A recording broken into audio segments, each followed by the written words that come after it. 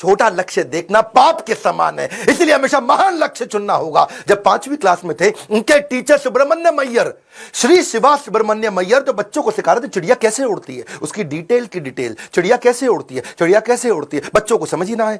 तो ये उनको वहीं समुद्र के किनारे ले गए और वहां उड़ती हुई चिड़िया दिखाई, और वो लाइव एग्जाम्पल जब दिखाया चिड़िया उड़ती हुई, उसकी डिटेल की डिटेल पंखों की समझाई, तो उनके दिमाग में वहीं से इनका प्रोफेशन शेप हो गया। उनका घर समुद्र के करीब था और इच्छाएं आकाश से आगे थी, वहीं से एरोनॉटिक्स इनको समझ में आया। हाई स्कूल इन्होंने रामनाथपुरम के एक श्वार्ट्ज हायर सेकेंडरी स्कूल में किया, और एक बार अपने स्कूल में किसी गलत क्लास में पहुंच गए, और गलत क्लास में जब अंदर घुसे तो टीचर ने इनको चपत लगाई, जब तक तुम्हें यही नहीं समझ में आ रहा कि तुम्हारी क्लास कौन सी है, मैथमेटिक्स की क्लास में तुम गलत क्लास में पहुंच गए, तो तुम क्या पढ़ोगे और क्या आगे बढ़ोगे।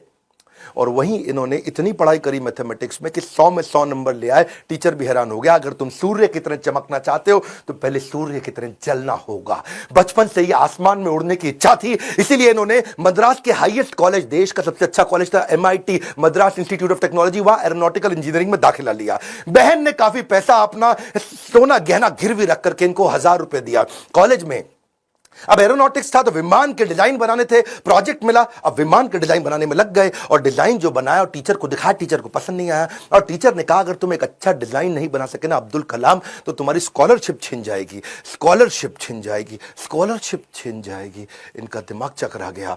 टीचर की ये बात सुन के पांव के नीचे जमीन खिसक गई। 1000 रुपए बहन ने गिरवी रखे, मुझे गहने अपने दिए थे, और इन्होंने टीचर से कहा मुझको 1 महीना दे दो, बहुत बढ़िया डिजाइन दूंगा। टीचर ने कहा कोई 1 महीना नहीं, 3 दिन मिलेंगे, 3 दिन।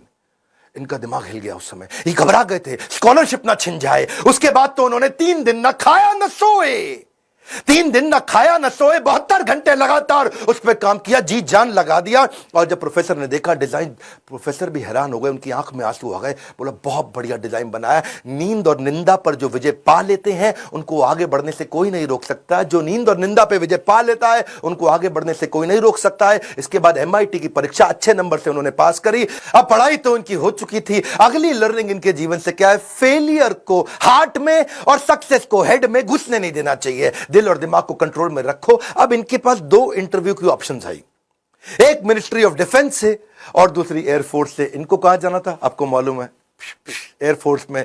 और जो डिफेंस का था वो दिल्ली में था, और एयरफोर्स था देहरादून में। तो दिल्ली होते हुए देहरादून जा रहे थे और वापसी पे इनको दिल्ली आना था। अब जब ये देहरादून गए, वहां पे 25 लोग एग्जाम देने आए वहां इंटरव्यू के लिए, जिनको वहां पे एयरफोर्स में सिलेक्ट होना था। अब 25 में से सीटें थी खाली 8, और इनकी रैंक क्या आई, 9वीं। फेल हो गए, वहां पे 1 नंबर से पीछे रह गए। 8 लोग सिलेक्ट हो गए, ये वहां रह गए। देहरादून से जब उतरते हैं सबसे पहले आता है ऋषिकेश। ये ऋषिकेश गए, वहां इनको मिले स्वामी शिवानंद। स्वामी शिवानंद तो बहुत पॉपुलर है, आज भी ऋषिकेश में उनके कई मठ हैं। तो इन्होंने शिवानंद के जाकर के अपनी तकलीफ बताई। उन्होंने इनको गीता पढ़ने के लिए जब बताया, और इनसे कहा कि अगर ख्वाहिश आपके दिलो जान से निकले, पवित्र हो और उसमें शिद्दत हो, तो कमाल की एक अजीब सी ताकत होती है उसके अंदर। इसलिए जो तुमने सोचा है वो होगा, तुम विश्वास से रखो।